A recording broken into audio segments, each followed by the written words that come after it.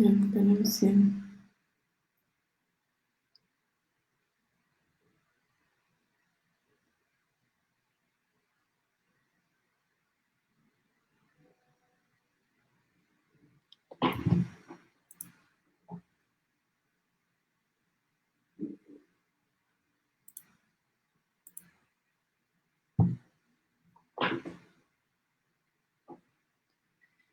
Bueno, muy buenas tardes a todos. Saludos a todos quienes se han dado cita esta tarde para ser parte del conversatorio tras la pista del tráfico de fauna silvestre y madera.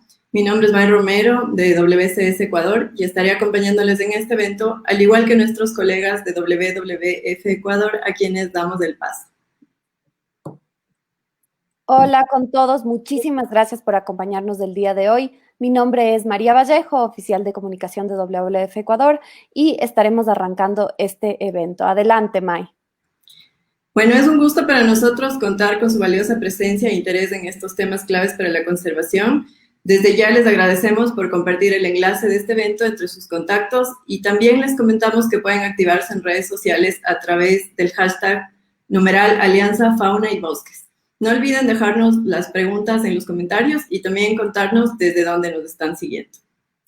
Les comentamos que este evento va a estar dividido en dos partes. Vamos a tener una primera parte para presentar el proyecto regional de la Alianza por la Fauna Silvestre y los Bosques y también para dar un pantallazo sobre la problemática de tráfico de fauna silvestre y madera. Sin más preámbulos, vamos a dar, y en honor al tiempo, vamos a dar paso a el señor viceministro Steven Petersen del Ministerio del Ambiente y Agua del Ecuador. ¿Cómo les va? Buenas tardes con todos. Gracias a todos por la invitación y poder compartir con un panel y con personas que tienen tanta experiencia y trayectoria en estos temas. Bueno, como todos sabemos, y sin duda alguna el tráfico de la vida silvestre, de la madera, es una de las amenazas más importantes que enfrenta nuestro país, en realidad, al momento actual. El tráfico de la vida silvestre se sitúa también como uno de los negocios ilegales más rentables o más lucrativos después de otro tipo de tráfico de drogas y demás. Esto, pues, además, junto con la deforestación y la pérdida de hábitat, el tráfico también es una de las causas de la extinción acelerada de especies silvestres en nuestro país. Y esta problemática, pues, nos ha demostrado que también es un potencial factor de riesgo para la salud humana. Como todos conocemos, pues, esta pandemia se produjo es una enfermedad zoonótica, pues, que se transmitió de animales a seres humanos justamente por la expansión de las fronteras agrícolas, por la expansión justamente y la tala indiscriminada y la sobrecarga, pues, a estos ecosistemas que ponen en riesgo, pues, la salud de toda la población. Justamente por eso creo que el tráfico de vida silvestre y de madera es una realidad que debemos enfrentarla de forma frontal, especialmente nosotros desde acá, desde el Ministerio del Ambiente, y con muchísima decisión, pues, porque es un problema sumamente complejo de abarcarlo. Creo que también para ello es necesario y es urgente el compromiso y el trabajo conjunto entre diferentes instituciones, pues, con competencias en la materia y también por parte de la ciudadanía, especialmente en estos momentos tan críticos en los cuales ciertos grupos también han aprovechado de la crisis y del momento que se está viviendo para evadir los controles que hacemos como Ministerio del Ambiente y se han, pues, aprovechado también de las dificultades en la movilización y demás, pues, que se han presentado en estos últimos meses para hacer, pues, mal uso o cometer este tipo de delitos. Nosotros como Ministerio de Ambiente, pues, nos encontramos haciendo controles a nivel nacional. Estamos conscientes, pues, de que falta muchísimo por hacer y es por eso que este tipo de eventos y también, pues, la cooperación internacional en los diferentes proyectos que nosotros ejecutamos, pues, están relevantes. Solo para ponerle unos ejemplos, entre enero y junio del presente año, en conjunto con la Unidad de Protección del Medio Ambiente de la Policía Nacional, hemos logrado retener aproximadamente 173 especímenes de flora y fauna, que corresponde a 9 mamíferos, a 21 aves, a 18 reptiles, 125 orquídeas y 17.95 kilos de bromelias. por otra parte, en temas forestales, para que tengan una idea, hemos logrado retener 5.000 metros cúbicos aproximadamente de madera, y por supuesto se han seguido los procesos sancionatorios pertinentes y todas las acciones legales pertinentes. Esto para que tengan una idea de la gravedad también del caso, y por supuesto, pues como les comento, falta muchísimo por hacer. Sin embargo, nos estamos enfocando en el fortalecimiento de los controles para que esto pues disminuya en alguna forma. Y creo que estas cifras y estos números pues muestran una realidad y nos demuestran la necesidad de unir esfuerzos, como lo que se está haciendo el día de hoy, para tratar de involucrar a la sociedad civil también a que cumpla su parte en estos esfuerzos, involucrar a la ciudadanía justamente a través de diferentes procesos de ya sea de educación ambiental, que esté encaminada a la reducción del tráfico pues, de la vida silvestre, que por supuesto pone en riesgo a nuestra diversidad y a nuestros recursos naturales, ¿no? Que son nuestro baluarte como país, pues, y es lo que nos caracteriza tanto como país. Por otra parte, pues también estamos implementando diversas campañas educomunicacionales enfocadas en la población joven también, pues, para que de alguna forma se tenga conciencia de la gravedad de estos asuntos, pues, y enseñarle a las personas, a los ciudadanos a cuidar de nuestra biodiversidad, a cuidar de nuestros recursos naturales. Y de esta forma, pues, por supuesto, aumentar la conciencia ambiental y promover la conservación de nuestros recursos. En temas forestales, por otra parte, con la finalidad de reducir el tráfico de madera, nosotros como Ministerio de Ambiente pues, también nos encontramos trabajando en la actualización de la normativa forestal, por supuesto siguiendo siempre los lineamientos del Código Orgánico del Ambiente que pues fue publicado hace 2 años y del reglamento del Código pues, que se emitió el año pasado. Entonces, creo que esto es un avance importante en el tema de legislación ambiental y, por supuesto, de forma positiva al manejo forestal. Y esto, por supuesto, está siendo complementado con diversas políticas, diversas acciones que también se están implementando, como trazabilidad forestal. De esta forma, pues, reducir estas transacciones ilegales que se están presentando en el momento con ciertas especies. Dentro, por supuesto, de la cadena productiva, también estamos desarrollando incentivos ambientales para el aprovechamiento, para la producción, para la movilización y comercialización de productos forestales, a través de incentivos de reconocimientos que ya nosotros contábamos, como lo es pues, el punto verde forestal. Por otra parte, pues también se están haciendo procesos de fortalecimiento de asesoría forestal a pequeños productores de madera, y de esta forma, pues como les comento, pues tratar de fortalecer en la medida de lo posible y con la asistencia pues de las autoridades competentes también el control forestal a nivel nacional. Creo que en un país tan biodiverso como el nuestro, que alberga por supuesto una riqueza natural tan importante, tener este tipo de iniciativas es sumamente clave y por supuesto hay que procurar y ver esta pandemia también de alguna forma, esta crisis que estamos pasando como una oportunidad para que la reactivación económica después de lo que estamos viviendo pues tenga un enfoque de conservación de la biodiversidad. Creo siempre que, pues, que esta crisis también puede convertirse pues, en una oportunidad y creo que estos son los espacios necesarios y claves para posicionar estos enfoques de conservación pues, en esta agenda de reactivación económica. Con eso, pues, y para no alargarme, quisiera agradecerle a todas las instituciones que han hecho posible este evento, a todas las instituciones también de la cooperación internacional, pues, que durante tanto tiempo han colaborado con el Ministerio del Ambiente para promover este tipo de eventos, para colaborar en estrategias y acciones que permitan reducir el tráfico ilegal de la vida silvestre, por supuesto, y el control forestal. Así que muchísimas gracias por la invitación a todos. Muchísimas gracias, Steven. Estuvimos escuchando, para quienes recién se conectaron, estuvimos escuchando a Steven Peterson, viceministro del Ministerio de Ambiente y Agua del Ecuador. Wildlife Conservation Society, Programa Ecuador y WWF Ecuador son organizaciones dedicadas a la conservación de la naturaleza a nivel mundial, y también son promotoras del proyecto regional Alianza por la Fauna Silvestre y los Bosques, que se implementa en 5 países con el apoyo financiero de la Unión Europea. Y como ya indicaba el señor viceministro, en Ecuador tenemos la coordinación interinstitucional con el Ministerio del Ambiente y Agua del Ecuador. Para conocer más de qué se trata este proyecto regional, ahora vamos a dar paso a Pedro Ponce, especialista sectorial en medio ambiente de la Delegación de la Unión Europea en Ecuador.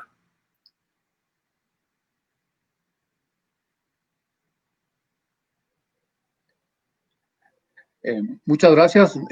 ¿Se me escucha bien, María? ¿Estoy bien? Ya. Un saludo a Steven Peterson, el viceministro del Ambiente, y a los otros funcionarios del Ministerio del Ambiente y Agua, a Tarcisio Granizo de la WWF, y también a Tim May y a los demás funcionarios de Wildlife Conservation Society. Como les dije, Andrea Ferrari Bravo no pudo asistir, pero le voy a reemplazar. Agradecemos a World Conservation Society y a WWF Ecuador por su buen trabajo en la implementación del proyecto Alianza por la Fauna Silvestre y los Bosques, el mismo que tiene como zona de impacto a Perú, Ecuador, Colombia, Bolivia, y las 2 fronteras triples Brasil, Colombia, Perú, y Bolivia, Brasil, Perú. El mismo cuenta con un aporte de la Unión Europea de 5.5 millones de euros. El tráfico de especies silvestres se ha convertido en uno de los delitos organizados más lucrativos del mundo. Su magnitud es difícil de cuantificar, pero diversas fuentes estiman que los beneficios procedentes de este tráfico se sitúan entre 8.000 y 20.000 millones de euros al año. El tráfico afecta a un amplio abanico de especies protegidas como los elefantes, rinocerontes, corales, tigres, los grandes simios, y por supuesto en Sudamérica y en el Ecuador podremos nombrar a otras especies más. En 2016 presentó la Unión Europea el Plan de Acción de la UE contra el tráfico de especies silvestres 2016-2020.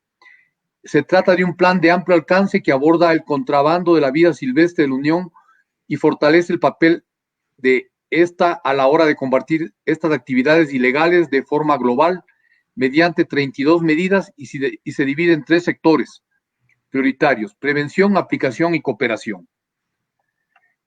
La Unión Europea ha priorizado también campañas en contra de la comercialización de madera ilegal, y ya en el 2003 la Unión Europea inició la implementación del Plan de Acción FLECT sobre la aplicación de las leyes de gobernanza y comercio forestales. La UE promociona también dentro de sus fronteras y fuera de ellas el llamado Pacto Verde Europeo, que es una hoja de ruta para dotar a la Unión Europea de una economía sostenible. La realización de este objetivo exigirá que se transformen los retos climáticos y medioambientales en oportunidades en todos los ámbitos políticos y que se logre una transición justa e integradora para todos. En el Pacto Verde se considera la protección de los bosques como un eje importante y se promueve la lucha contra la tala ilegal y su posterior comercialización. Debemos felicitar a WCS y a WWF por la implementación de este proyecto, que es una iniciativa que permite luchar contra el tráfico de la vida silvestre y la comercialización de la madera ilegal en Sudamérica, y que por supuesto incluye al Ecuador, un país que no está exento de estas amenazas. Deseo toda suerte en este evento y dispuesto a escuchar lo que nos van a presentar a continuación. Muchas gracias. Muchas gracias, Pedro. Agradecemos la intervención de la Delegación de la Unión Europea en Ecuador. Ahora, para pasar ya al conversatorio con el resto de nuestros invitados, les doy paso a María, quien nos va a ayudar con esta parte del evento.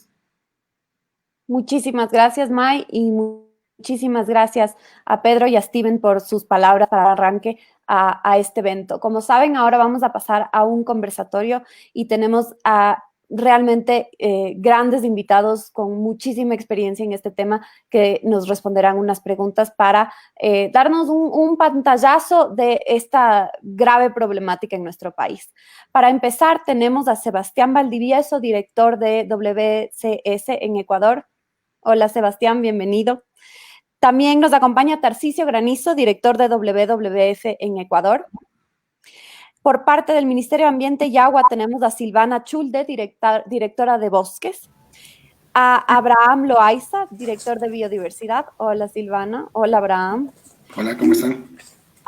Finalmente, Hugo Echeverría, experto en Derecho Ambiental. Vamos todos, perfecto.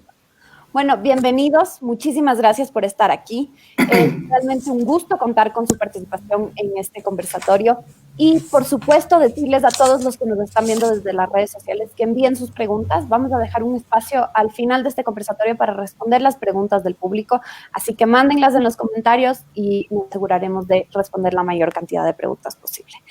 Para arrancar, quisiera empezar pidiéndole a Sebastián que nos dé como un breve pantallazo y nos cuente qué está pasando con el tráfico de fauna silvestre en la región. ¿Qué nos cuenta, Sebastián, desde la Alianza? Adelante, por favor. Muchas gracias, María. Un saludo a todos. Muchísimas gracias al viceministro Petersen y a Pedro por sus palabras. Bueno, yo quisiera comenzar caminando sobre una de las palabras que mencionaron tanto Pedro como Steven. El tráfico de fauna silvestre a nivel mundial efectivamente es un problema muy grave. Está entre los 4 principales ilícitos a nivel mundial. Mueve unos recursos financieros de entre 10 y 26 mil millones de dólares.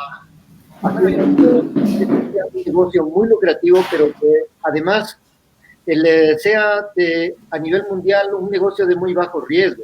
Hay muy baja posibilidad de que sean llevados todos estos juicios y se envía en realidad un mensaje global de impunidad, y esa es una de las cosas por las que tenemos que luchar.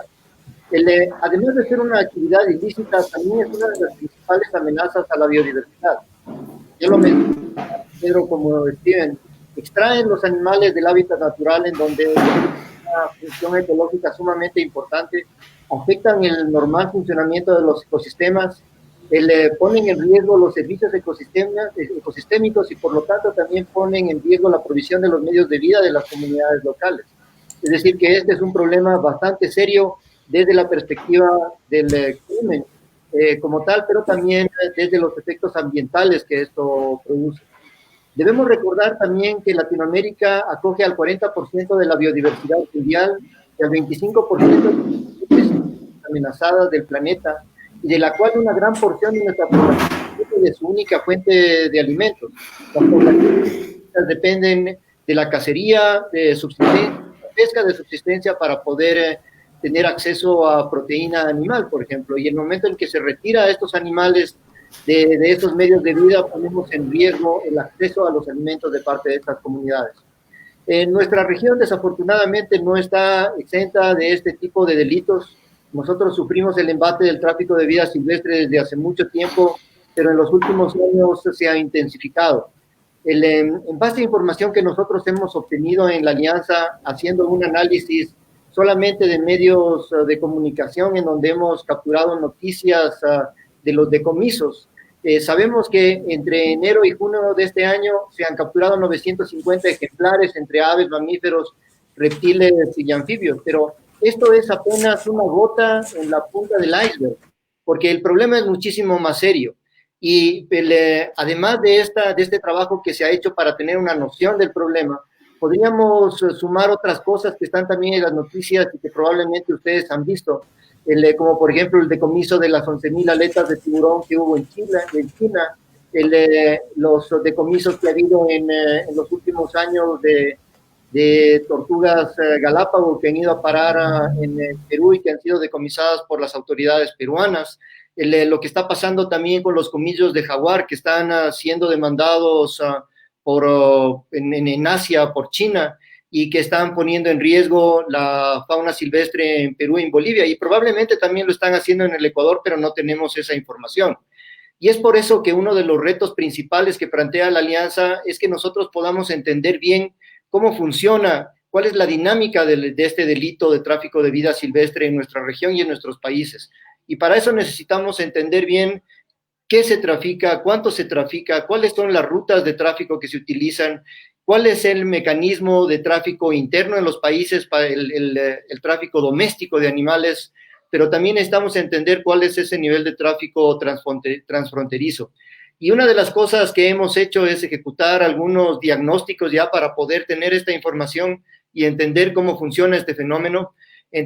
Por ejemplo, en el Ecuador, entre 2009 y 2018, tenemos registrados más de 4.500 eventos de decomisos que implican más de 6.500 especímenes. Ya, el 86% de estos decomisos fueron de animales vivos, pero un 12% eran de partes constitutivas, carne o productos elaborados también con fauna silvestre.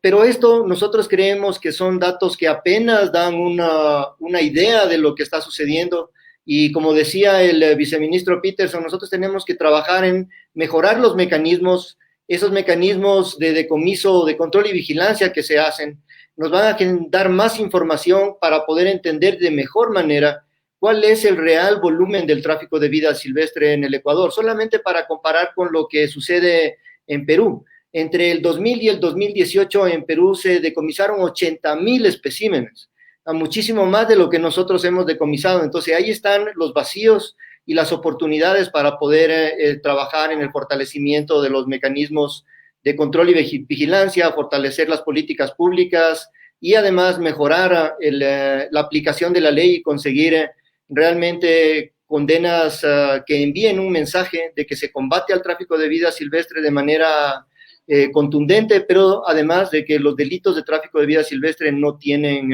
impunidad.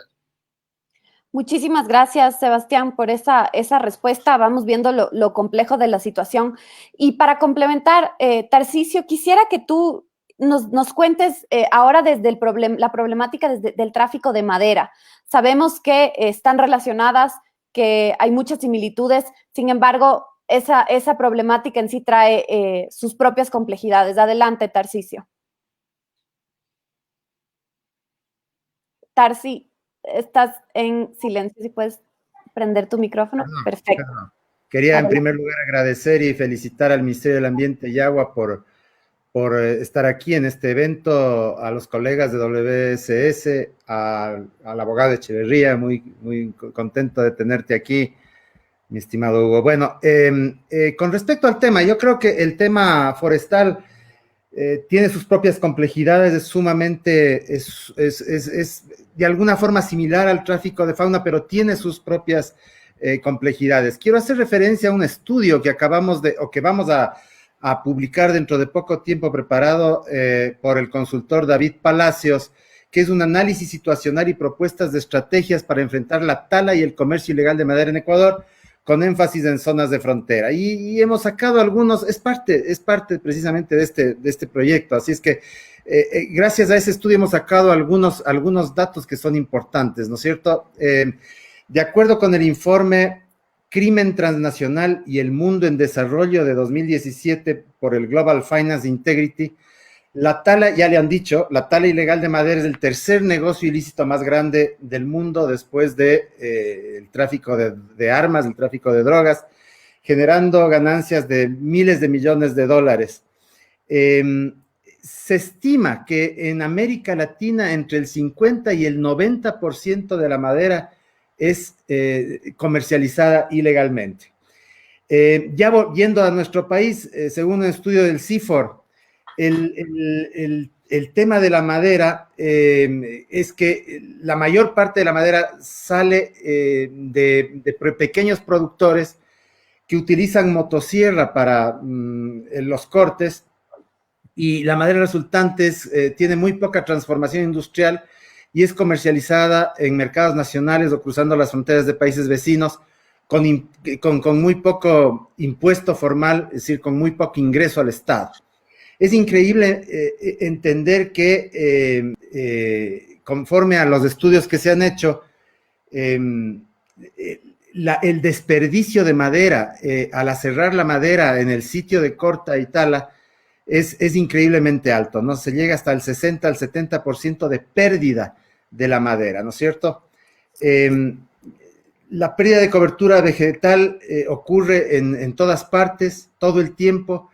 La mayor parte de la deforestación ocurre en predios de entre 10 y 50 hectáreas.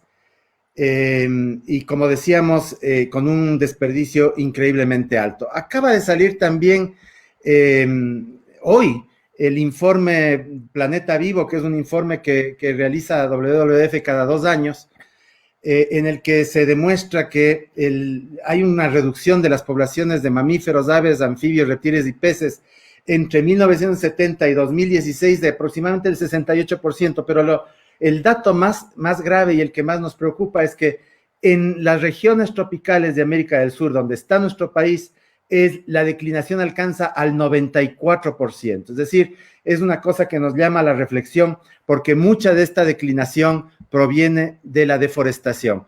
Y la deforestación, como se podrá entender, es un problema sumamente complejo que va más allá del tema ambiental, que es un tema que tiene que ser abordado por todo el Estado como una política de Estado, porque podemos pararnos de cabeza los ambientalistas, podremos pararnos de cabeza el Ministerio del Ambiente, que si no se convierte en una política pública en donde estén los otros ministerios, la producción, el modelo de desarrollo del país alineado con un modelo más sostenible, esta situación va a ser cada día peor. Con eso, pues, creo que cierro esta primera parte. Gracias, María y colegas. Gracias, Tarcisio. Excelentes reflexiones y datos. Ahora, un poco aterrizando ya a nuestro país y sobre todo a las acciones que se están realizando aquí, yo quisiera preguntarle a Abraham del Ministerio del Ambiente que nos cuente cómo se están abordando estos delitos ambientales y cuáles son sus consecuencias. Por ejemplo, ¿qué se ha hecho en lo que se refiere a la fauna silvestre? Adelante, Abraham. Tu micrófono está en silencio, si le puedes quitar el mute. Excelente. Buenas tardes con todos, muchas gracias por la apertura en esta reunión. Bueno, ¿cómo se han abordado estos delitos ambientales? Considerando que el tráfico ilegal de especímenes de vida silvestre es la apropiación, la comercialización, la provisión, venta, movilización, importación, exportación, procesamiento, posesión, obtención de consumos de flora y fauna, incluidos productos forestales maderables, no maderables, en contraversión de lo establecido en las normativas ambientales vigentes, se ha sancionado a los presuntos infractores de los delitos contra la fauna silvestre, de acuerdo al artículo 247 del COIP. Uno de los procesos técnicos es el control de ilícitos ambientales en contra de la vida silvestre, el mismo que incluye el control del tráfico ilegal de vida silvestre, elementos constitutivos derivados de la vida silvestre y muestras biológicas. Para esta actividad de control se articula acciones con otros actores relacionados en lugares como puestos fijos de control, unidades móviles de control forestal y productos de vida silvestre, para lo cual se mantiene un arduo trabajo con el apoyo constante de la Dirección de Bosques a través del proyecto del Sistema Nacional de Control Forestal, de sus diferentes componentes de puestos fijos y unidades móviles de control forestal y vida silvestre. Trabajo que se lo realiza específicamente en lo que son carreteras, pasos fronterizos, aeropuertos, puertos marítimos y correos y destinos finales. Sus consecuencias a la biodiversidad. En el Ecuador, la principal afectación es la pérdida de la biodiversidad y la disminución de la población, ya que al ser alterados o cambiados afecta el equilibrio de los ecosistemas. Muchas de estas especies cumplen con funciones específicas de naturaleza. El tráfico ilegal de la vida silvestre ha puesto a muchas especies en peligro de extinción, a disminuir de forma drástica sus poblaciones. Si desaparecen, ponemos en riesgo a los ecosistemas. Ejemplo, el jaguar es una especie paraguas que se encuentra al final de la pirámide trófica. Otra consecuencia en los ecosistemas es la extracción masiva de la fauna silvestre, lo que genera ecosistemas y bosques vacíos. También es importante mencionar que una de las consecuencias del tráfico es el maltrato que sufren las diferentes especies de animales, los cuales son sometidos a condiciones terribles durante la captura, transporte y comercialización, sin tomar en cuenta que son organismos vivos. Muchos sufren lesiones y pueden existir un doble contagio entre especies silvestres y domésticas. El Ministerio del Ambiente y Agua orienta su gestión en el objetivo estratégico de fortalecer la conservación de la fauna silvestre ex situ y in situ, mediante una protección, administración y control corresponsable e intergeneracional, es decir, con la participación de todos los ciudadanos en un contexto de sostenibilidad biológica, social y económica. Gracias. Muchas gracias, Abraham. Vamos viendo además la conexión entre el tráfico de fauna y el tráfico de madera. Vemos cómo el tráfico de madera a su vez trae tráfico de fauna, cómo están conectadas. Y en ese sentido quisiera preguntarle a Silvana que de la misma manera nos cuente en relación al tráfico de madera, ¿qué podemos mencionar? ¿Qué se está realizando? Abraham ya nos contó un poco. ¿Algo que añadir, Silvana? Adelante. Muy buenas tardes con todos. Muchas gracias por la invitación a la participación de este evento. Muy contenta de compartir este panel con tan distinguidos expertos en el tema. Con respecto a la tala de madera, lo que les puedo contar, es que el Ministerio del Ambiente tiene la gestión de los recursos forestales dentro de sus competencias, por lo tanto, este garantiza la conservación, la sostenibilidad de los recursos naturales que promueven el manejo forestal sostenible y conservando la biodiversidad para el desarrollo económico del país. En este sentido, pues el Ministerio del Ambiente, a través del sistema de control forestal, tiene varios y diversos componentes, el cual nos ayuda a mitigar este tráfico de madera ilegal. Entre estos componentes, pues tenemos los controles fijos que se encuentran distribuidos en diferentes sitios del país de forma estratégica que nos permiten controlar el tráfico de madera, así como también tenemos los controles móviles que también se los ubican en las diversas carreteras, en sitios estratégicos para el control de la madera y también de la fauna silvestre. También contamos pues con las verificaciones en territorio a los programas de aprovechamiento forestal sustentable y como bien también lo mencionaba el señor ministro, pues tenemos también los asesores forestales, quienes son los que nos ayudan también ya con un trabajo más directo en territorio con los pequeños propietarios, ayudándoles con un enlace más directo con las personas que están en las industrias para aumentar sus réditos económicos. En este sentido, también el Ministerio del Ambiente tiene oficinas técnicas en las diversas provincias del Ecuador. Con estas oficinas técnicas nosotros realizamos, o con el personal que trabaja ahí, realizamos la regularización del producto forestal, es decir, para que salga de una manera legal mediante la presentación de los requisitos y el cumplimiento de las normas también establecidas por el Ministerio del Ambiente y Agua. En este sentido, pues también se realizan diversas atenciones a denuncias sobre el tráfico, sobre la tala, ilegal, también que pueden minimizando también el tráfico ilegal de la madera. Así también nosotros realizamos campañas de concientización a las personas sobre cuáles son los requisitos necesarios para poder cumplir con la normativa y poder minimizar también este tráfico ilegal. También con el apoyo de la cooperación internacional, pues nosotros tenemos varios proyectos, varios programas en los cuales llegamos directamente a las poblaciones para poder tratar de dar alternativas económicas que permitan conservar los bosques y también de esta manera poder minimizar el aprovechamiento forestal ilegal, el cambio de uso de suelo y también el tráfico de madera de forma ilegal y por ende también el tráfico de fauna silvestre, ya que a lo que nosotros realizamos un tráfico ilegal, el cambio de uso de suelo, reducimos el hábitat el espacio natural de la fauna silvestre, convirtiéndola en presa fácil para que éstas se conviertan en posteriores víctimas del tráfico ilegal para venta de mascotas o venta de carne. Eso les podría mencionar. Muchísimas gracias, Silvana, por tu respuesta. Vamos viendo que existen mecanismos de control, nos estamos enterando de cuáles son los mecanismos que aplica el Ministerio del Ambiente y Agua en nuestro país. Sin embargo, este es un tema realmente complejo, sobre todo desde un punto de vista legal. Y para eso tenemos aquí a Hugo Echeverría, quien es especialista, abogado ambiental. Y Hugo, yo justamente quería preguntarte, ¿qué debemos tomar en cuenta al abordar esta temática de tráfico de fauna silvestre y madera a nivel regional? ¿Nos podrías contar un poco desde tu enfoque legal? Adelante, por favor.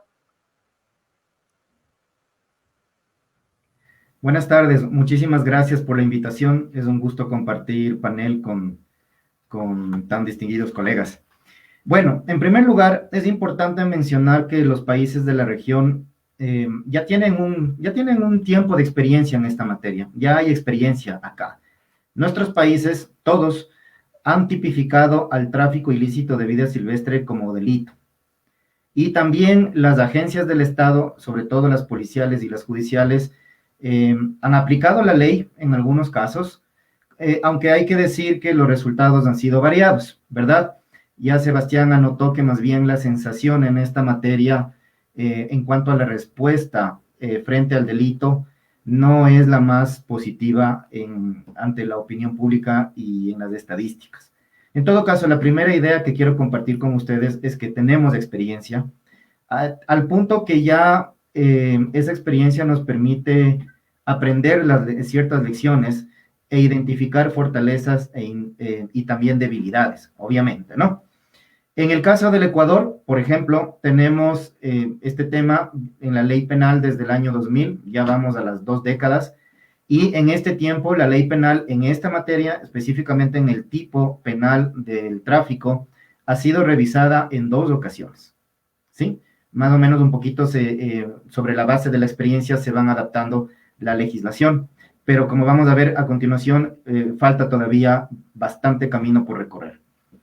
Esta segunda idea fuerza que comparto con ustedes plantea una realidad, y es que el tema del tráfico ilícito de vida silvestre en el ámbito jurídico y en el ámbito penal específicamente está en plena construcción. Nosotros estamos siendo testigos de cómo está emergiendo este tema y cómo el derecho está respondiendo frente a esta problemática, ¿sí?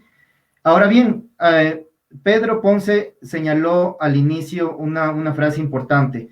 El tráfico es uno de los delitos organizados, dijo él, más lucrativos del mundo. ¿Ya? Esto significa que ha llegado el momento de dar el paso desde una lógica ambiental con la que se maneja este tema hacia una lógica penal pura, ¿sí? ¿Qué quiero decir con esta transición desde lo ambiental hacia lo penal? Con esto quiero decir que estos delitos no solamente deberían considerarse como infracciones ambientales, ¿ya? Sino que deberían ser examinadas en un contexto más amplio, como lo que son un problema de delincuencia organizada transnacional. Porque ahí ya estamos en un escenario mayor, digámoslo así, ¿no? Y además un problema que tiene que ser analizado en conexión con otros tipos de delitos, sobre todo los de carácter económico e inclusive los delitos que atentan contra la eficiencia de la administración pública. Estamos hablando de temas calificados por el derecho penal, no solo ecuatoriano, sino internacional, de delitos graves, ¿sí? Estimados, mientras nosotros mantengamos la lógica en la ley de que estos delitos están sancionados con penas leves, como pasa en el Ecuador, hay una pena máxima de 3 años, en un esquema penal ecuatoriano que prevé una pena máxima acumulado de 40 años, estamos hablando de que muy difícilmente logremos condenas que manden un mensaje social fuerte, ¿no? Porque con estas penas leves, pues se admiten una serie de beneficios procesales, incluyendo la suspensión condicional de la pena. ¿Qué significa esto? El Estado procesa al sospechoso, luego del debido proceso lo declara culpable, pero por un beneficio procesal, esa persona nunca va a cumplir con su pena, sino que se la suspende bajo ciertas condiciones. De manera que estos temas deben cambiar hacia una lógica, como bien se ha notado, de una perspectiva más amplia de un tipo de criminalidad transnacional organizada. Concluyo con esto, señalando que esta perspectiva no es nueva, ojo, no es nueva ni es una idea que ha surgido acá en el país. De hecho, la Asamblea General de Naciones Unidas la viene impulsando desde el año 2010, o sea, ya es una década de este asunto, ¿no? Y además, las agencias especializadas, como la Secretaría de la Convención CITES, por ejemplo, la impulsan incluso desde antes. Por otro lado, esta perspectiva es la que actualmente está adoptando la Oficina de las Naciones Unidas contra la Droga y el Delito, que es la agencia que aborda todo este tema de la problemática de la criminalidad organizada transnacional, y como queda notado, la Unión Europea también lo está haciendo en esa línea, ¿no? Finalmente, en Ecuador, esta premisa que sirvió para sustentar la realización del primer diagnóstico nacional que ya está listo y que fue preparado por WCS Ecuador. Gracias. Gracias, Hugo. Rescato lo que dices. Esto no es un tema nuevo, hay experiencia, sin embargo, hay mucho por mejorar y vemos que eso está sucediendo en estos momentos y de eso justamente se trata este proyecto, ¿no es cierto? De incidir desde ese enfoque de aplicación de la ley, de mejoramiento de la ley para poder sancionar de la manera correcta a los delitos ambientales. Mencionas también la necesidad de hacerlo desde un enfoque transnacional. Y en ese sentido va mi siguiente pregunta. Sebastián, este proyecto tiene un enfoque regional. Lo trabajamos varios países, 2 organizaciones juntas con varios socios. ¿Por qué es tan importante el trabajo articulado a nivel regional que propone la alianza? ¿Y cómo se lo está logrando? Adelante, Sebastián. Gracias, gracias María. Bueno, en gran parte por lo que ya hemos mencionado y sobre todo lo que mencionó en su intervención Hugo, este es un delito complejo, más allá de las implicaciones ambientales a nivel doméstico. Estamos hablando de un delito transnacional, es un delito asociado a redes transnacionales de crimen organizado, se mueven muchísimo dinero. Detrás de esto está enriquecimiento ilícito, está el lavado de activos, y esto no se puede hacer a nivel doméstico exclusivamente. Es por eso que en la región, en nuestra región, los Andes y la Amazonía, es importante que los países, Colombia, Ecuador, Perú, Bolivia, Brasil, conversen sobre este tema, primero para darle relevancia. ¿Ya? Tenemos que entender que el tráfico de vida silvestre nos está consumiendo los recursos naturales y el patrimonio natural de cada uno de los países, que es importante. Eso no lo podemos hacer solamente a un nivel doméstico. Combatir el tráfico transnacional implica saber cuál es ese movimiento del tráfico entre los países. Hay países de donde se extrae, otros países que son los países de tránsito, hay los países desde donde salen los embarques a los Estados Unidos, a Europa y más recientemente a Asia. Y eso no lo podemos hacer solamente en el país o solamente una organización. Y es por eso que tenemos este enfoque regional. Por el un lado, para tratar de sumar a la mayor cantidad de países, por otro lado, para sumar a la mayor cantidad de organizaciones de la sociedad civil que tienen ya una influencia muchísimo más específica en los lugares donde trabajan, pero además porque también se tiene que trabajar a nivel de tratados bilaterales.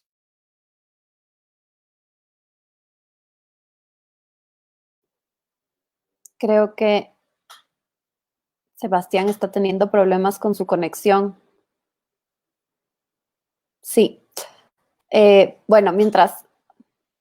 Sebas, te perdimos un ratito. Ahí volviste. ¿En dónde me quedé? Perdón. Me acuerdo, la última palabra era bilaterales. No sé si quieres darnos una frase de cierre. Adelante. No se perdieron mucho, pero la parte importante es esta colaboración entre los países, entre las autoridades ambientales de los distintos países y entre las instituciones que están encargadas de la aplicación de la ley, los fiscales, los jueces, las aduanas. Esto es un esfuerzo que no se lo puede hacer solamente a nivel de país, sino a nivel de todas las instituciones de los países que conforman regiones tan sensibles como la nuestra. Gracias, Sebas. Vamos viendo además la importancia de trabajar en conjunto, no solo desde las organizaciones no gubernamentales en coordinación con el Estado, con los ministerios, con las fiscalías, como mencionaba Sebastián, pero un tema muy importante que además considera este proyecto es el involucramiento de la sociedad civil. No solo con respecto a un tema del tema que estamos discutiendo hoy, sino con respecto a todos los temas ambientales. Pero para el día de hoy, para el tema que estamos tratando, yo quisiera preguntarle a Tarcisio, sabemos que es importante involucrar a la sociedad civil, pero ¿cuál es su rol con respecto a esta temática? ¿Qué se puede hacer desde la sociedad civil? ¿Cómo mejorar el involucramiento y la participación para combatir estos delitos ambientales? Adelante, Tarcisio.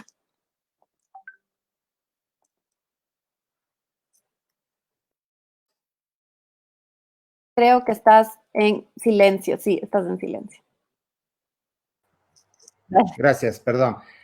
Empezaba diciendo que el rol de la sociedad civil es fundamental, sobre todo cuando empezamos a entender cuáles son los problemas que tiene el control forestal, el control de la actividad maderera, no solo en nuestro país, sino en cualquier país. Básicamente,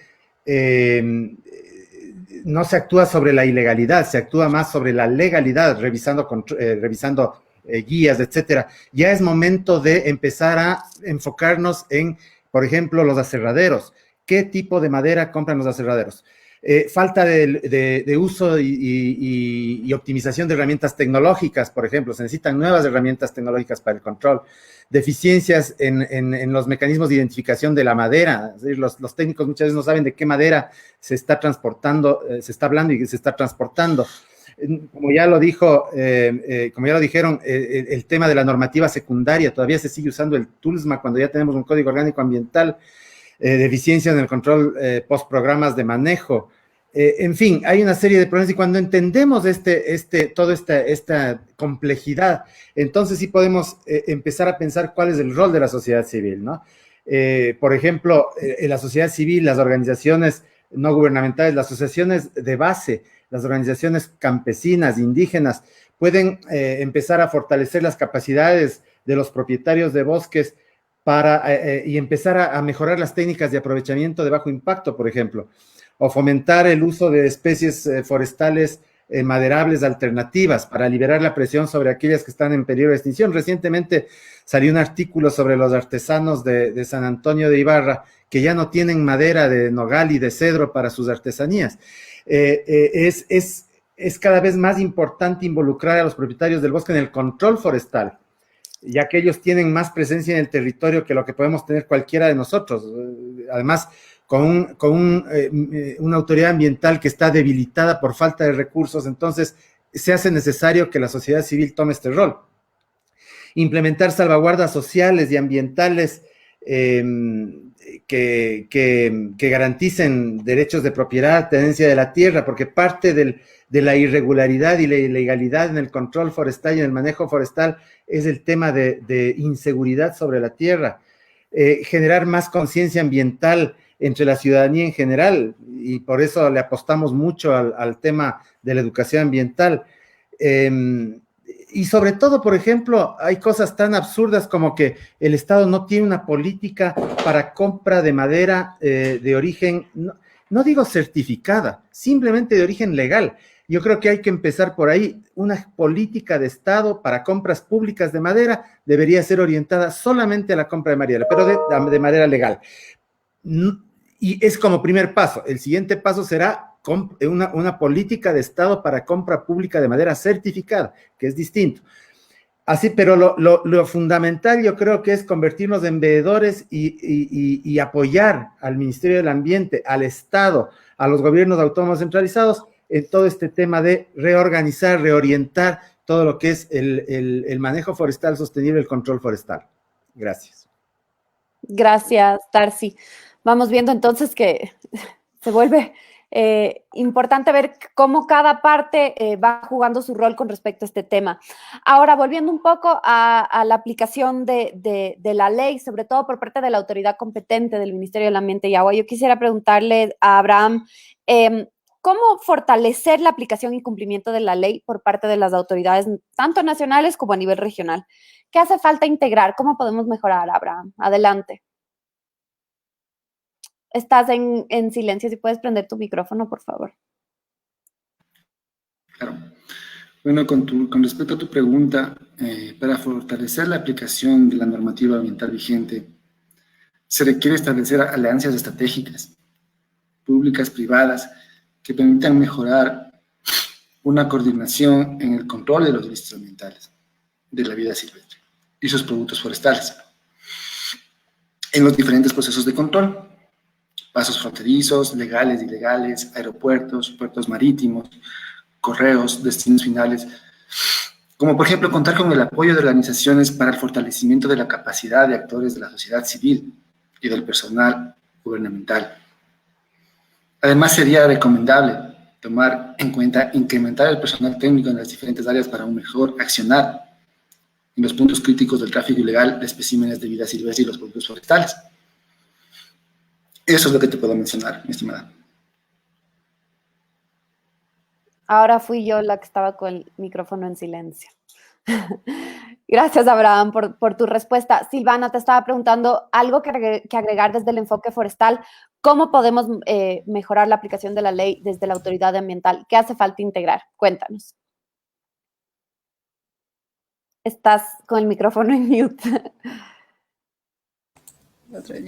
Sumándome a las palabras de Tarcisio, bueno, él como conocedor y como ex ministro del Ambiente sabe, ¿no?, la problemática que nosotros tenemos aquí como Ministerio del Ambiente también. Entonces, en este sentido estoy de acuerdo con alguna de las problemáticas que él menciona y asimismo de las cosas que faltarían hacer.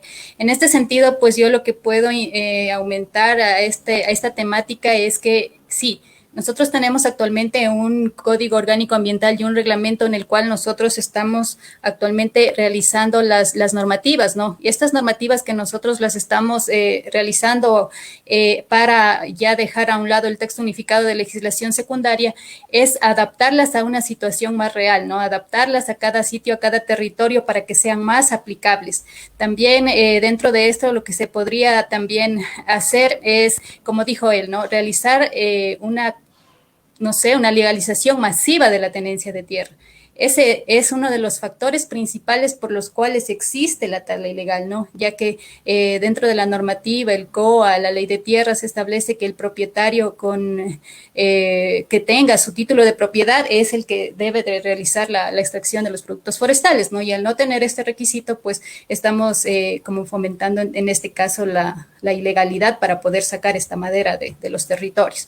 En este caso sí tendríamos que trabajar todas las instituciones involucradas en realizar esta legalización de tierra para que los pequeños productores puedan sacar la madera de forma legal, ¿no?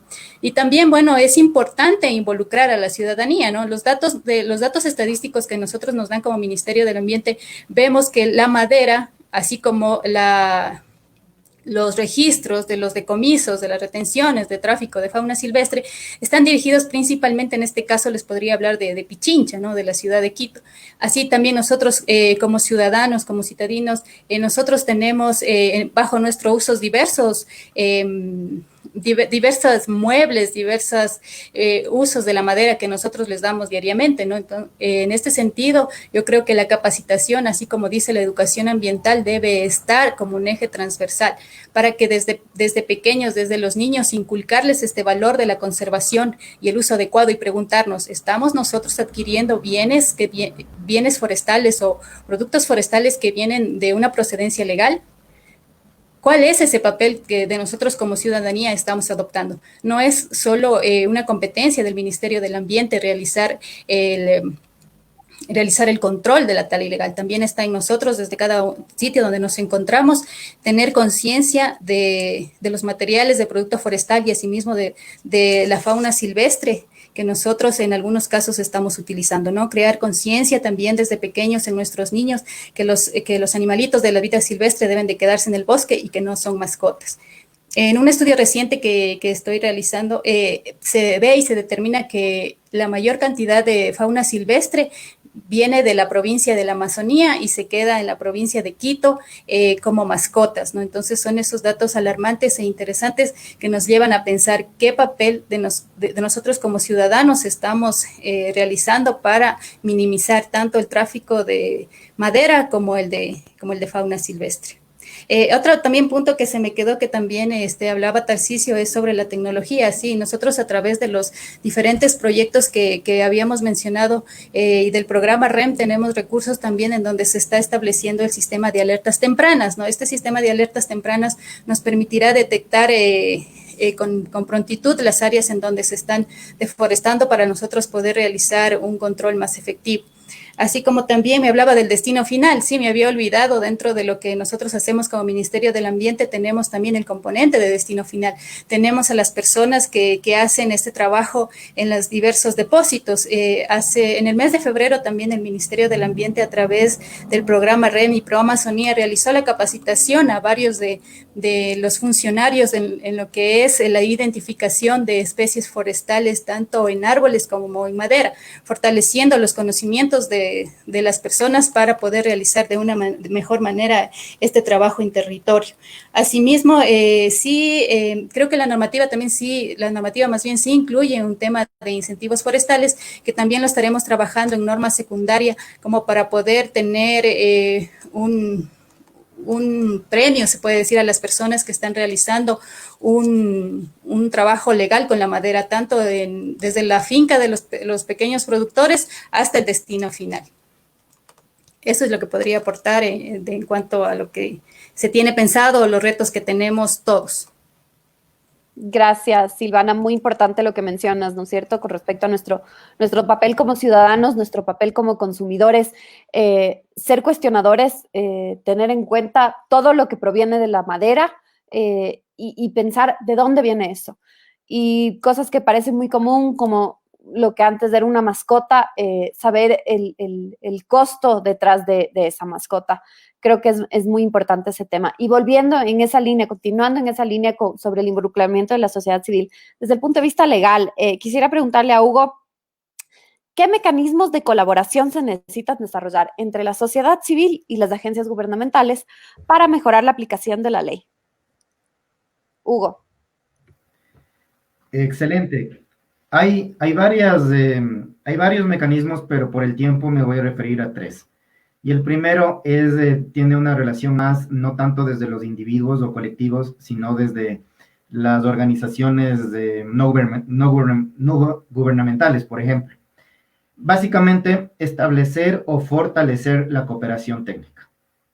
Hay en la actualidad varias experiencias exitosas, de hecho que son una suerte de modelo, tanto en el país como en la región, ¿sí? Y estas experiencias están orientadas a fortalecer la vigilancia en las áreas protegidas. Esta parte fundamental ya de aplicación de la ley en el territorio, que es la vigilancia, ¿no? Por ejemplo, con la provisión de materiales, de equipos e incluso de medios de transporte, como embarcaciones para patrullar áreas protegidas marinas. En el Ecuador, este es el caso del Parque Nacional Machalillo, ¿sí?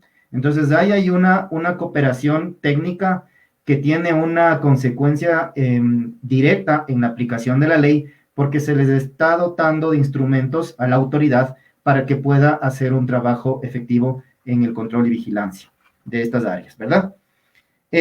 Otro punto importantísimo que ya se ha mencionado acá es el tema del fortalecimiento de las capacidades. El derecho ambiental es una materia nueva y sigue siendo un tanto ajena en la esfera judicial, ¿sí? Los jueces, los fiscales, los defensores son expertos en derecho penal, en procesal penal, pero no son expertos en derecho ambiental. De manera que el tema del fortalecimiento de capacidades es siempre un área fértil para la colaboración por parte de la sociedad civil. Les voy a dar un caso en 30 segundos. En Galápagos, por mucho tiempo, se dieron esquemas de cooperación en relación con fortalecimiento de capacidades, ¿sí? Al día de hoy, Galápagos nos está entregando los primeros precedentes judiciales en esta materia. Y me quiero referir al último caso, no es el primero, sino el último, del 2017, en el que el Estado ecuatoriano, a través de la Fiscalía, a través de la Procuraduría y también del Ministerio del Ambiente como acusador particular, logró una condena interesantísima por un delito de transporte de aletas y de tiburones, ¿ya? Aquí estamos hablando de una embarcación perteneciente a una flota extranjera que ingresó a la Reserva Marina y transportó por la Reserva Marina de Galápagos 6,000 y más tiburones de varias especies. La justicia ecuatoriana procesó este tema y se logró una condena. Pero aquí no termina el tema. Este es el primer caso en la historia del país que llegó al máximo nivel judicial, que es la Corte Nacional de Justicia, y en la Corte Nacional de Justicia, en recurso de casación, se discutió un punto muy importante.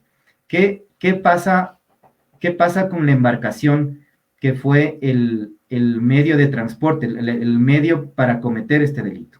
¿Ya? La Corte resolvió que el comiso penal, ese es el nombre jurídico, procede en este tipo de casos. Y esa embarcación, que estamos hablando de una embarcación enorme, estamos hablando de una embarcación de más de 100 metros de eslora, de largo, ¿no?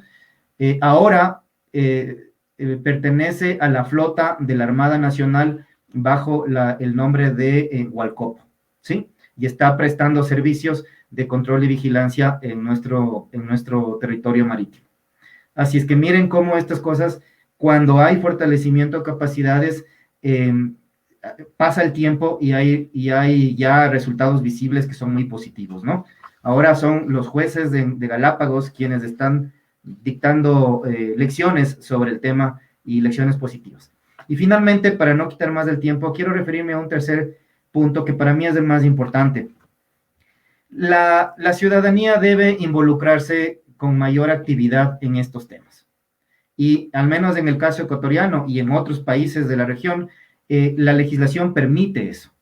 ¿A qué me refiero? Básicamente la ciudadanía debe activar denuncias formales, ¿sí? Tiene la capacidad de presentar denuncias formales. No solo eso, sino también puede hacer el seguimiento de los casos. Entonces, de hecho, hay un último caso que un colectivo de Guayaquil dio seguimiento por un tema de un atentado a una tortuga marina, ¿sí? Y lo que significa que hay ejemplos que dan cuenta de que estos mecanismos son viables.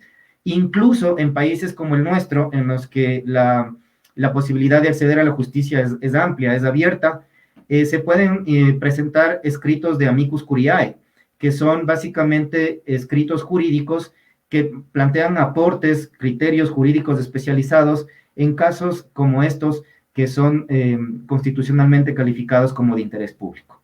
De manera que por posibilidades hay muchas y es cuestión de activarlas, ¿no? Gracias, Hugo. Importantísimo lo que mencionas. Existen los mecanismos, están disponibles y como ciudadanos podemos acceder a esos mecanismos y es nuestra responsabilidad enterarnos cuáles son y utilizarlos para poder dar seguimiento, no solo denunciar, sino como mencionas, dar seguimiento a las denuncias que podemos hacer. Esos están disponibles y podemos actuar a través de aquellos mecanismos. Ahora, quisiera pasar a Tarcisio y Sebastián, el que quiera responderme primero, adelante. Desde la alianza, esto es importante, pues es un actor también que estamos considerando como parte de este proyecto. ¿Cuál consideran que es el papel de los medios de comunicación frente a estos delitos ambientales y en qué pueden apoyar? Sebas, adelante. Gracias, María. Bueno, hemos visto nosotros en algunos casos que se han judicializado de delitos ambientales que el hecho de que la prensa amplifique o haga una buena cobertura de estos casos ayuda, ¿sí? No estoy hablando de que la prensa ponga presión sobre los procesos, pero definitivamente el hecho de que se lleve la información a la gente, a la sociedad, hace que la sociedad reflexione y también se posicione con respecto a lo que está pasando. Sucedió en el caso del cóndor que mataron en el Azuay, sucedió con los venados de cola blanca en la reserva Antisana. Es decir, cuando se amplifica estos eventos de delitos ambientales, cuando se amplifica lo que está sucediendo en los casos, estamos generando un movimiento, una conciencia que entiende cuál es la problemática y que empuja de alguna manera para que el proceso de judicialización llegue a buen término. Si no ha sido culpable, pues no tendrá una sentencia condenatoria, pero si es, lo tendrá. Y también luego hacerle seguimiento a los casos. ¿Qué es lo que pasó con el caso de los venados de cola blanca? Eso lo puede hacer la prensa. Nosotros tenemos desafortunadamente un rango muy limitado de alcance con nuestra voz, y los medios de comunicación pueden ayudarnos no solamente a nosotros como organizaciones en este proyecto, sino a otras organizaciones de la sociedad civil e incluso al mismo Ministerio del Ambiente en sus esfuerzos. Amplificar nuestra voz, llegar a la sociedad, educar, cambiar la conciencia de la gente a través de mejor Y complementando lo que dice Sebastián, además de este rol de denuncia, de información, yo creo que tiene un rol fundamental de investigación de los temas, ¿no? Yo creo que hemos perdido mucho en el país ese periodismo de investigación desde hace mucho tiempo. Yo creo que es fundamental que lo retomemos y sería fantástico retomarlo con los temas ambientales. Hay tantos temas que investigar, temas que tienen que ver con, por ejemplo, los zoológicos privados que hay en la provincia de Guayas. Nadie investiga sobre eso, nadie investiga por dónde sale la madera de contrabando del Ecuador, cómo entran los madereros en la zona suroriental del Parque Nacional Unidas del Perú al territorio, a la zona intangible. Es decir, son investigaciones que podrían ser realizadas por periodistas preparados para el efecto. Yo creo que ahí hay un tema que sería fundamental, retomar el periodismo de investigación para temas ambientales. Gracias. Gracias, Tarsi. Gracias, Sebastián. Y gracias a todos, en realidad, por sus respuestas. Ha sido un diálogo muy enriquecedor. Ahora vamos a proceder a responder las preguntas del público que las han dejado en los comentarios en la transmisión de Facebook. Quiero empezar con una pregunta para Abraham Loaiza y Hugo Echeverría. ¿Cómo hacer para mejorar el porcentaje de procesos administrativos y o delitos ambientales que terminan en sanción a presuntos infractores de vida silvestre, especialmente para la pesca en ríos amazónicos? ¿Quién quiere responder primero? ¿Abraham o Hugo? Si me permites, Adelante. por favor. Es importante ahí conocer que existe una subsecretaría de recursos pesqueros. Como Ministerio del Ambiente, nosotros tenemos la potestad y la competencia de actuar en especies amenazadas y CITES. Sin embargo, la autoridad competente es la Subsecretaría de Recursos Pesqueros, y es importante incorporar a esta autoridad en todo el proceso, como en esta alianza en la que estamos llevando. Es lo que te puedo decir. Bueno, complementaría el planteamiento de Abraham señalando que uno de los mecanismos es que la ciudadanía conozca que tiene posibilidad de tocar la puerta de la justicia y accionar, ¿ya? No es solamente el tema de llevar los casos ante las autoridades, que pueden ser administrativas o judiciales, no es una tarea únicamente de la autoridad. Esto es importante que quienes nos acompañan conozcan. La ciudadanía también tiene un rol y tiene, al menos en el caso del Ecuador, entiendo que en los países que forman parte de la alianza también es similar, tiene la posibilidad de hacer lo propio, ¿no? Es un tema también de empoderamiento, de asumir una responsabilidad y un rol protagónico. La ley está, no es perfecta, sin duda, pero al menos en este aspecto sí nos da las herramientas. Y además está ya probado que en los casos en que la sociedad civil, la ciudadanía, los colectivos se han empoderado los temas, en la mayoría de los casos, estos casos han llegado a un final feliz, ¿no? Gracias, Hugo. Gracias, Abraham. Pasamos a otra pregunta muy relevante en la situación actual. Nos preguntan cómo se están manejando la invasión de mafias extranjeras que saquean ecosistemas. ¿Se trabaja con el resto de países? ¿Cuál es la situación con China, origen de varias de estas mafias? Y en realidad, abro el panel a quien quiera responderme esta compleja pregunta. ¿Quién se lanza?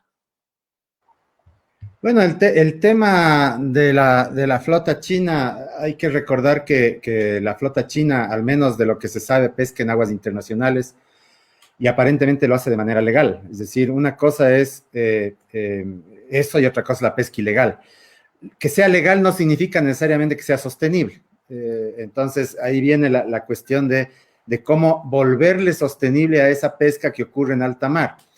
Lo que sí ocurre también es que la pesca ilegal, es decir, pesca que no está regulada, reglamentada, que no está registrada en ningún sitio y que incluso no solo destruye ecosistemas y hace sobrepesca de recursos, sino que incluso hay denuncias de violaciones de derechos humanos dentro de los barcos que hacen estas cuestiones. Ha habido un debate muy intenso sobre el tema de la flota china. Ese debate ha estado acompañado de la necesidad de probablemente aumentar la superficie de la Reserva Marina de Galápagos, aunque eso no influye en la pesca en alta mar, pero sí ayuda de alguna forma a proteger mejor los recursos pesqueros, precisamente para que haya un recurso pesquero que pueda ser aprovechada, por ejemplo, por las flotas nacionales pesqueras. Ha habido mucho debate sobre la necesidad de un frente de países del Pacífico Oriental para confrontar este tema de la presencia de flotas, no solo la China, sino otras. La China, que es la más relevante porque es la más masiva, pero hay otras flotas que pescan en aguas internacionales y no lo hacen con las debidas salvaguardas y digamos, con los artes de pesca que serían efectivos para evitar una sobrepesca y para que sea una pesca más sostenible. Entonces, yo creo que hay muchas aristas ahí que hay que discutir todavía. La legislación internacional, las leyes internacionales sobre el mar tienen que ser revisadas para que precisamente haya un mayor énfasis en la necesidad de una pesca sostenible en estas áreas que están más allá de las jurisdicciones nacionales. Gracias. Gracias, Tarcisio. Pasamos entonces a la siguiente pregunta, que hace referencia a los acuerdos internacionales, sobre todo aquellos que tienen que ver con la conservación de la biodiversidad. Bruno Francisco Parada nos pregunta, ¿cuál es su opinión sobre las metas Aichi que se cumplen este año? ¿Se han logrado cumplir? ¿Y sobre la CBD? ¿Se están cumpliendo los acuerdos multilaterales? Hugo, Sebas, Abraham, Silvana. Sebas. Bueno, en realidad es un tema que le corresponde muchísimo al Ministerio del Ambiente, quien lleva adelante el proceso de levantamiento de la información para los reportes relacionados a las convenciones. Sin embargo, como organización de conservación, lo que te podría decir es que tenemos muchas tareas pendientes. Cuando uno revisa las metas Aichi que tiene el país, por ejemplo, desde nuestra perspectiva, están faltando algunas relacionadas a pérdidas específicas de biodiversidad, relacionadas a vida silvestre, a mamíferos en la región amazónica. Nos faltan esos indicadores que nos den una idea bastante clara de qué es lo que está pasando en lugares como en el Yasuní, por ejemplo. Yo creo que ahí hay una oportunidad bastante grande de afinar los indicadores para el Ecuador.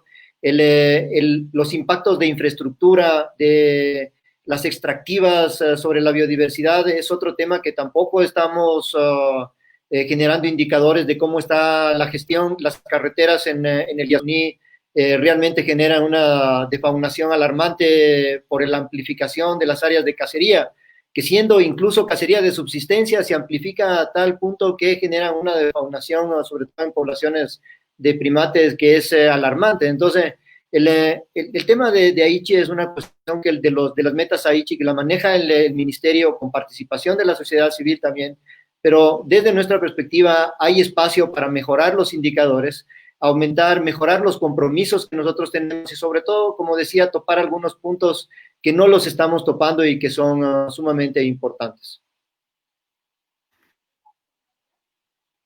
Gracias. Abraham, creo que estás hablando, pero tu micrófono está silenciado. Adelante. Bueno, con respecto a las metas de Aichi, es importante recalcar que Ecuador ha cumplido fundamentalmente con el tema de conservación de la superficie. Si analizamos, alrededor del más del 20% se encuentra conservado a través del Sistema Nacional de Áreas Protegidas. Esto de alguna forma hace cumplir las metas de Aichi y hace mejorar la conservación de la biodiversidad. Efectivamente existen ciertos lugares con ciertos vacíos, pero que a través de la Secretaría de Patrimonio se están incorporando nuevas áreas protegidas. ¿Ya? Con respecto al Convenio de Diversidad Biológica, es importante recalcar que el Ecuador participa constantemente en reuniones virtuales con puntos focales que determinan la participación adecuada y una representación correcta de nuestro país, haciendo cumplir los convenios y los tratados internacionales que formamos parte. Gracias, Abraham. Hay una pregunta, Hugo, mencionas la pregunta de tratado. Sí, si quieres algo que agregar, adelante. Sí, es importante compartir con quienes nos están viendo este conversatorio que los tratados internacionales en materia de biodiversidad son clave, son importantísimos en el mundo penal, ¿sí? En el tema precisamente del delito de tráfico de vida silvestre, porque son una referencia normativa. Si uno abre el Código Penal, lo que te dice es que las especies que están listadas en los apéndices de varios tratados son las que corresponden al ámbito penal. Y en el caso nuestro, prácticamente todas las emblemáticas, tanto terrestres como marinas, están incluidas en alguno de los apéndices o de las listas, ya sea de CITES, de la Convención de Especies Migratorias, incluso de la CONVEMAR, que tiene un anexo de especies altamente migratorias, ¿no? De manera que el rol que tienen los tratados internacionales, incluso en el ámbito penal, judicial, es fundamental. Gracias, Hugo. Súper importante esa aclaración. Muchos piensan que estos acuerdos en realidad no cumplen con sus funciones y vemos la importancia de ellos, como tú dices, por actuar como referencia, ¿no es cierto? Con eso cerramos las preguntas del público. Estamos a 9 minutos de terminar este live. Y para concluir, quisiera pedirles a cada uno de ustedes que muy brevemente nos den unas últimas palabras de conclusión, pensamientos de cierre para todas las personas que nos están escuchando el día de hoy. Empecemos por abajo. Silvana, contigo. ¿Qué nos dices para cerrar? Ya. Bueno, como unas palabritas de reflexión, pues podría decir que nuestro país es uno de los países más megadiversos del mundo, ¿no? Se encuentra en el número 17. Entonces, yo lo que le pido a la ciudadanía y a todos en realidad que valoremos todos esta gran valiosa biodiversidad, ¿no? Y que cada uno la cuidemos. Cada uno de nosotros es responsable del cuidado y de la conservación de la biodiversidad desde el sitio en donde nos encontramos.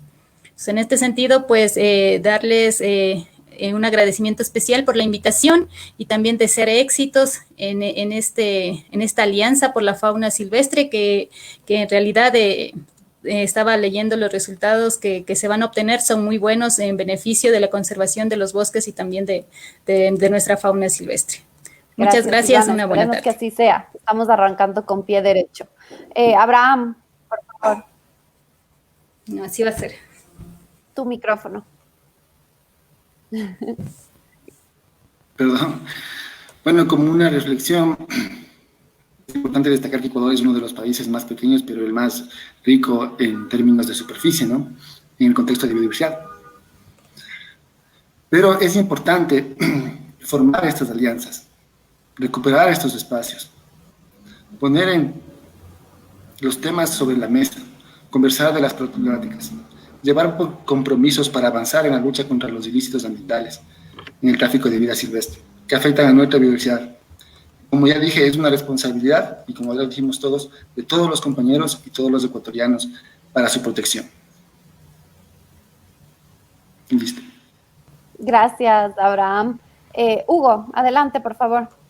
Gracias. A ver, miren, yo llevo 20 años trabajando este tema y hace 20 años nadie en el mundo jurídico se preocupaba por estos asuntos. Era un tema totalmente huérfano. 20 años después estamos viviendo un momento importantísimo porque ya se habla del tema, se analiza e incluso ya existen experiencias suficientes para identificar fortalezas y debilidades. De manera que sí ha habido un camino avanzado, difícil, con traspiés, sin duda, pero estamos en la ruta, ¿no? Y me parece que además esto que estamos viviendo ahora, esta alianza, está planteando un segundo momento. Estamos dando de vuelta la página hacia una dirección correcta, y esa dirección es analizar el tema desde una lógica regional, transfronteriza y transnacional. Eso es lo que nos está pidiendo incluso Naciones Unidas, y hacia allá estamos dirigiéndonos. Y eso es una gran manera de dar el siguiente paso en esta materia. Gracias, Hugo, totalmente de acuerdo. Este es un problema que se tiene que afrontar de manera regional. Tarcisio, adelante. Bueno, yo creo que solo añadiría que es necesario que estos temas los discutamos no solamente entre los convencidos, ¿no es cierto? No solamente entre las ONGs, con el Ministerio del Ambiente. Quisiéramos ver aquí en este foro al Ministerio de la Producción, al Ministerio de Agricultura, al Ministerio de Obras Públicas, es decir, a todos los que tienen relación con temas que de alguna forma impactan positivo o negativamente sobre el ambiente. Yo creo que ese es el gran desafío que nosotros, que desde el sector ambiental o del sector de conservación, debería ser el reto, ¿no? Los datos del informe Planeta Vivo que están saliendo nos dicen que no estamos bien, que hay que mejorar las cosas y que hay que convertir los temas ambientales en política de Estado.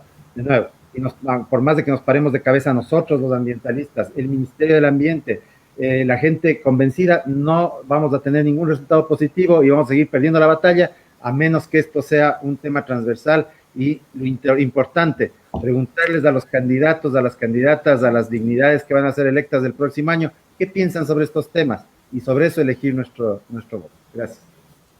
Excelente reflexión y recomendación. Gracias, Tarcisio. Y para finalizar, Sebastián, adelante, por favor. Gracias. Han dicho casi todo.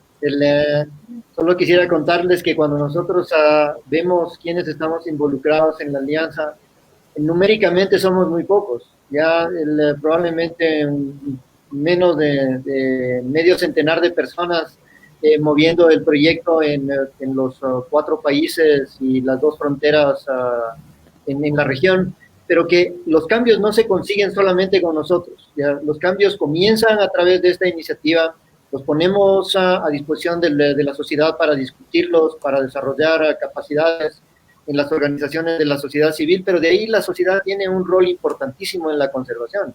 Tenemos 14 millones o más de habitantes, que son quienes deben asumir un rol en algún momento de su vida para cambiar hábitos de consumo, mejorar su relación con el ambiente y sobre todo en los temas relacionados al tráfico de vida silvestre, no involucrarse.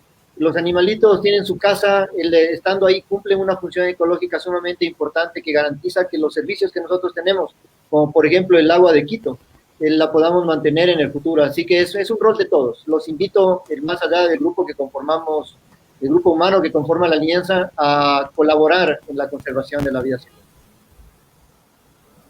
Gracias, Sebastián. Con eso hemos cerrado este fantástico conversatorio. Muchísimas gracias a todos por sus aportes. Ha sido una discusión riquísima, muy interesante. Hemos tenido gran participación del público, para que sepan, más de 200 personas nos estuvieron escuchando casi durante todo el conversatorio. Así que esperemos que estos espacios sirvan justamente para eso, para involucrar a la sociedad civil hacia mejorar, disminuir el tráfico de fauna silvestre y bosques. Y para cerrar, quiero invitar nuevamente a Mayra Romero, de WCS, quien igualmente nos dará unas últimas palabras. Adelante, May, y muchas gracias con todos. Bueno, nuevamente les agradecemos a todos, al público en general y a los invitados de hoy por haber sido parte de este espacio de conocimiento y debate. Fue un gusto para nosotros compartir información sobre las acciones que tanto WCS Ecuador como WWF Ecuador están realizando como parte del proyecto presentado. La Alianza por la Fauna Silvestre y los Bosques es una iniciativa regional que se implementa en Ecuador, Colombia, Perú, Bolivia y en las zonas de fronteras binacionales, así como en las zonas de trifrontera con Brasil, con el objetivo de combatir el tráfico de fauna silvestre y madera. Pero como ya escuchamos algunos de los mensajes de cierre, también es una propuesta para que la sociedad civil se sume, se involucre y mejore sus capacidades para denunciar estos delitos ambientales que atentan contra la biodiversidad, no solo de nuestro país, sino de toda la región. Cerrando este espacio, quiero recordarles que, como ya decía Sebastián, los animales silvestres cumplen un rol, una función importante que contribuye a la estabilidad de los ecosistemas a los que cada uno pertenece. Extraerles de su sitio natural pone en peligro no solamente la conservación de su especie, sino también la salud pública, como hemos experimentado este año. Detener futuras pandemias también está en nuestras manos si nos informamos y educamos más, si no compramos animales silvestres y madera y productos de tala ilegal que salen de nuestros bosques. Les invitamos a toda la sociedad civil a que juntos denunciemos el tráfico de fauna silvestre y madera. Muchas gracias. Gracias. Gracias, Mike. Gracias a todos. Nos vemos la próxima. Un saludo. Un saludo, gracias. Un saludo. Gracias. Gracias, saludos. Chao. Gracias. Chao. Gracias. Saludos. Chao.